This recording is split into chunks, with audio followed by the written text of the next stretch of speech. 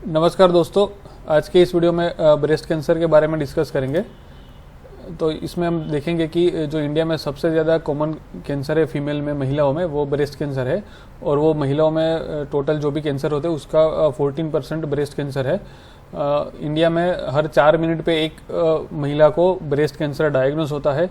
और अगर 2 महिलाओं को ब्रेस्ट कैंसर डायग्नोस होता है तो उसमें से एक महिला की मौत ब्रेस्ट कैंसर की वजह से होती है। मतलब 50% महिला की मौत जिनको ब्रेस्ट कैंसर डायग्नोस हुआ है उनकी वजह से ही होती है।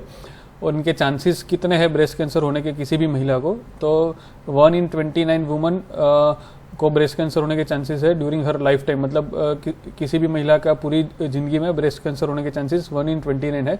और ये अर्बन वुमन में ज़्यादा है, मतलब शहरी जो भी इलाका है उसमें ये ज़्यादा है, उसमें 1 in 22 है। और गांव के इलाके में, रूरल एरिया में ये कम है, ये 1 in 60 है। इंडिया में जो भी ब्रेस्ट कैंसर के केसेस है वो केरला में सबसे ज़्यादा है, उसके बाद मिजोरम, हरियाणा, दिल्ली और कर्नाटक का नंबर आता है। इसमें हम देखें तो जैसे पर साल हर साल 1.38 मिलियन न्यू ब्रेस्ट कैंसर के पेशेंट डायग्नोस होते हैं और उसमें से 4,58,000 की मौत हर साल होती है। जैसे हमने पहले डिस्कस किया कि हर 4 मिनट पे किसी पेशेंट डायग्नोस होता है ब्रेस्ट कैंसर से, और हर 13 मिनट में एक महिला की मौत हो जाती है ब्रेस्ट कैंसर की वजह से। अभी हम रिस्क फैक्टर के बारे में डिस्कस करें कि ब्रेस्ट कैंसर होने के रिस्क फैक्टर क्या है, मतलब किस वजह से ब्रेस्ट कैंसर हो सकता है। तो उसको हम 2 कैटेगरी में डिवाइड कर सकते हैं। एक है नॉन कंट्रोलेबल, कि जो हमारे हाथ में नहीं है, जो हम कंट्रोल नहीं कर सकते, और दूसरे है कंट्रोलेबल, जो हम उसको कंट्रोल कर सकते हैं या उसको मॉडिफाई कर सकते हैं। जैसे कि ओल्ड एज हो गया, बढ़ती हुई उम्र है, या फिर जेनेटिक म्यूटेशन है, BRCA1 और BRCA2 जीन्स जो जिसे भी महिला में है उनमें ब्रेस्ट कैंसर होने के चांसेस ज़्यादा है। फिर रिप्रोडक्टिव हिस्ट्री, मतलब किसी पेशेंट को अर्ली मेंस्ट्रुएशन स्टार्ट हो गया है और लेट मेनोपॉज है, उनको चांसेस ज़्यादा है। किसी महिला की ब्रेस्ट डेंस है, उनमें फिर फैमिली हिस्ट्री में ब्रेस्ट कैंसर है या ओवेरियन कैंसर है, या फिर रेडिएशन एक्सपोजर है, या फिर रेडियोथेरेपी दी गई है चेस्ट में। किसी महिला को अगर पास्ट में लंग कैंसर है और उनको लंग कैंसर के लिए रेडियोथेरेपी दिया है तो उसी महिला में ब्रेस्ट कैंसर होने के चांसेस हो सकते हैं। फिर जो कंट्रोलेबल है वो है ओबेसिटी, मोटापन, हार्मोन रिप्लेसमेंट थेरापी है, फिर not breast feeding and never having a pregnancy. मतलब किसी भी महिला ने कभी भी ब्रेस्ट फीडिंग नहीं करवाया है और किसी महिला को कभी भी प्रेगनेंसी नहीं है तो उनको भी चांसेस है कैंसर होने के। और ज़्यादा अल्कोहल कंजम्पशन की वजह से भी ब्रेस्ट कैंसर हो सकता है। ये सब एक हम इमेज के तौर पे अगर देखें तो ये सब जो ऊपर के जो भी फैक्टर्स है ये सब ब्रेस्ट कैंसर को बढ़ाने में मदद करते हैं। जैसे कि एजिंग हो गया, ओबेसिटी है, अल्कोहल और टोबैको का यूज़ है, और फैमिली हिस्ट्री है।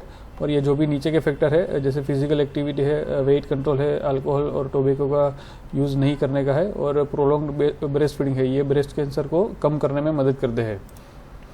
ये सिम्टम्स ब्रेस्ट कैंसर के क्या होते हैं, तो जैसे ब्रेस्ट को एक नींबू के तौर पे मान लिया, और नींबू में कोई भी अगर नींबू बिगड़ गया है तो उसमें क्या चेंजेस हो सकते हैं, उस तरह से हम ब्रेस्ट कैंसर के जो भी ये सिम्टम्स है उसको डिस्कस कर सकते हैं। जैसे कि अगर कोई भी थिक एरिया है, मतलब अगर स्किन में कोई ऐसा थिक एरिया हमें दिखता है, या फिर डिम्पल हो जाए, मतलब स्किन रिट्रैक्ट हो जाए, वो उसका उधर छोटा सा खड्डा हो जाए, या फिर निपल क्रस्ट का मतलब है कि ये जो निपल का पार्ट है वो सूख जाए। फिर रेड या हॉट, उसका मतलब ये है कि यहाँ पर रेडनेस हो जाए और ये पार्ट गर्म होने लगे, या फिर निपल से दूध के अलावा कोई भी फ्लूइड आने लगे, जैसे ब्लड आने लगे या ऐसा कोई भी प्रवाही आने लगे। फिर स्किन सोर्स, मतलब स्किन पे अल्सर होने लगे। बम्प, या मतलब का कोई भी ब्रेस्ट के बाहर में ऐसा छोटा सा बम्प या फिर स्वेलिंग जैसा दिखने लगे। ग्रोइंग वेन, मतलब ब्रेस्ट की स्किन पे हमें ऐसे वेन या फिर ब्लड वेसल दिखने लगे, प्रोमिनेंट ब्लड वेसल दिखने लगे। संकन निप्पल, मतलब ये जो निप्पल है वो अंदर चली जाए, मतलब वो रिट्रैक्ट हो जाए, वो ब्रेस्ट में अंदर चली जाए, ऐसा हमें दिखाई दे। न्यू शेप और साइज, उसका मतलब ये है कि पूरा ब्रेस्ट का साइज और जो शेप है वो चेंज हो जाए। ऑरेंज पिल स्किन, मतलब मल्टीपल एरिया, मतलब ये बहुत सारे एरिया पे हमें ऐसा लगे कि ये छोटे छोटे दाने जैसे हमारे स्किन में चिंडीस होने लगे हैं। और हार्ड लंप, मतलब कि एक बड़ा सा हार्ड लंप, बड़ा या छोटा सा हमें लंप या फिर स्वेलिंग या फिर गांठ जैसा हमें ब्रेस्ट में महसूस हो।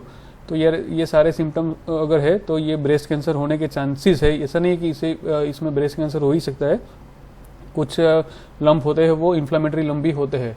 तो ये सारे सिम्टम्स है जो ब्रेस्ट कैंसर के चांसेस दिखाते हैं।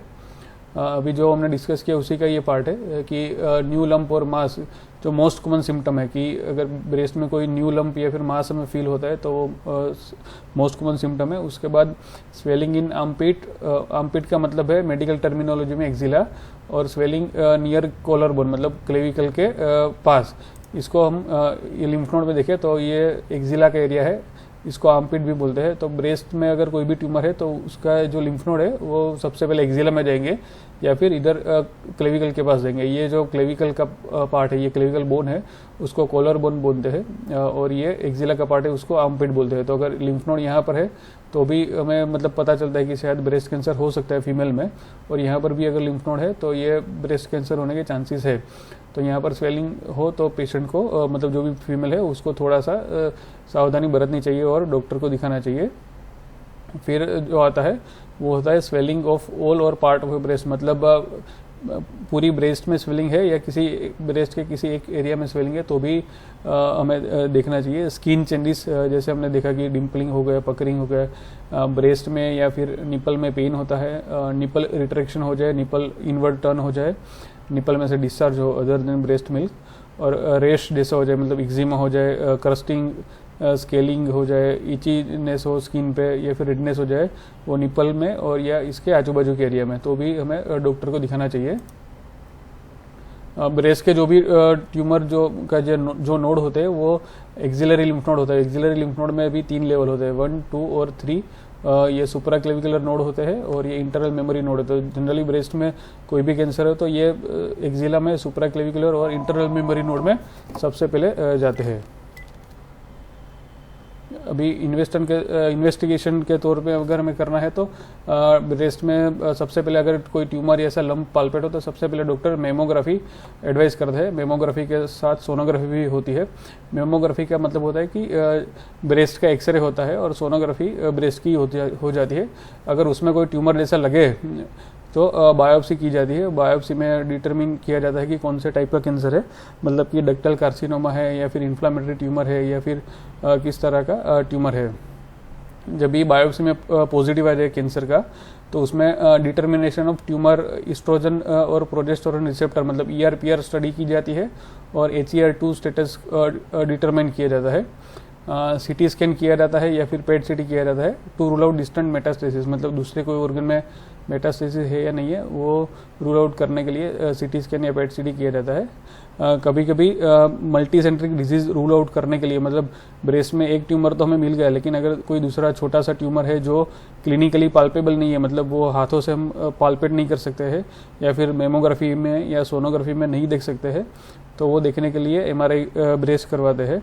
और कभी कभी MRI ऑफ ब्रेन और MRI स्पाइन भी करवाते हैं।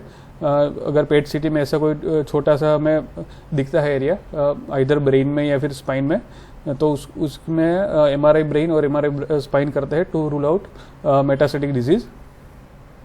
मोस्ट कॉमन मेटास्टेटिक साइट जो ब्रेस्ट कैंसर की है वो लंग्स है, लीवर है, बोन है, ब्रेन, एड्रिनल ग्लैंड और सॉफ्ट टिश्यू डिपॉजिट है। स्टेजेस ऑफ ब्रेस्ट कैंसर, इसमें हम देख सकते हैं कि स्टेज 0 से लेकर स्टेज 4 तक पेशेंट होते हैं और जैसे जैसे स्टेज बढ़ता है वैसे वैसे पेशेंट का जो भी डिजीज जो सर्वाइवल रेट होता है वो कम होता है। इसमें हम देखेंगे कि स्टेजेस ऑफ ब्रेस्ट कैंसर में 1, 2, 3, 4 है और ये जो नीचे हम देख सकते हैं ये 5 ईयर सर्वाइवल रेट है। जैसे कि अगर ये 5 ईयर सर्वाइवल रेट का मतलब होता है कि अगर 100 पेशेंट हमने स्टेज 1 के डायग्नोस किए हैं तो 5 साल के बाद 98% मतलब 98 पेशेंट जिंदा होंगे। जैसे अगर 100 पेशेंट हमारे पास स्टेज 3 ब्रेस्ट कैंसर के at the time of diagnosis तो उसमें से 5 साल के बाद खाली 52% पेशेंट ही सर्वाइव होंगे और स्टेज 4 में ओनली 16% मतलब 16% लोग ही जिंदा होंगे। तो ये जैसे जैसे डायग्नोसिस के टाइम अगर ब्रेस्ट कैंसर का जो स्टेज है वो ज़्यादा है तो वैसे ही 5 ईयर सर्वाइवल रेट कम हो जाता है। अभी ट्रीटमेंट ऑप्शन जो अवेलेबल है ब्रेस्ट कैंसर के वो होता है सर्जरी में BCS या फिर मास्टेक्टोमी। BCS मतलब ब्रेस्ट कंजर्विंग सर्जरी होता है जिसमें ब्रेस्ट में खाली एक ट्यूमर ही निकाला जाता है और मास्टेक्टोमी में पूरी ब्रेस्ट निकाली जाती है। एक ऑप्शन होता है कीमोथेरेपी, जो कि नियो एडजुवेंट कीमोथेरेपी या फिर एडजुवेंट कीमोथेरेपी होती है। नियो एडजुवेंट कीमोथेरेपी का मतलब होता है कि सर्जरी से पहले कीमोथेरेपी दिया जाए, और एडजुवेंट कीमोथेरेपी का मतलब होता है कि सर्जरी के बाद कीमोथेरेपी दिया जाए। फिर आता है radiation therapy, hormonal therapy, targeted therapy और इम्यूनोथेरेपी। तो ये सब ब्रेस्ट कैंसर के ट्रीटमेंट का ऑप्शन है। ये वीडियो जस्ट अवेयरनेस के लिए ही बताया था, क्योंकि ब्रेस्ट कैंसर हमारी इंडिया की महिलाओं में सबसे ज़्यादा कॉमन है। तो मैं आशा रखता हूँ कि ये वीडियो आपको हेल्पफुल और इन्फॉर्मेटिव रहा होगा। नेक्स्ट वीडियो में हम डिस्कस करेंगे कि पेट सिटी में और एमआरआई में ब्रेस्ट कैंसर कैसे दिखता है।